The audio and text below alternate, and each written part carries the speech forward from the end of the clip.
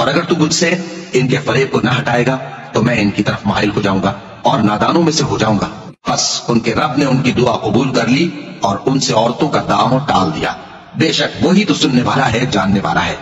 फिर बावजूद इसके कि वो लोग उनकी बेगुनाही के निशान देख चुके थे, उनकी राय यही ठहरी कि कुछ अरसे के लिए उनको कैद ही कर दे। और उनके साथ दो और जवान भी दाखिले जिंदा हुए। एक ने उनमें से कहा कि मैंने ख्वाब देखा है, देखता क्या हूं कि शराब के लिए अंगूर निचोड़ रहा हूं।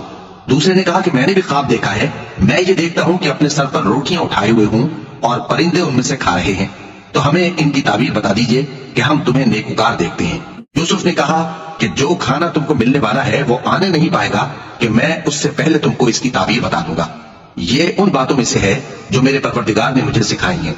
जो लोग अल्लाह पर ईमान नहीं लाते और आखिरत का इनकार करते हैं, मैंने उनका मजहब छोड़ दिया है और मैं अपने बाप दादा इब्राहिम और इसहाक और याकूब के मजहब पर चलता हूँ।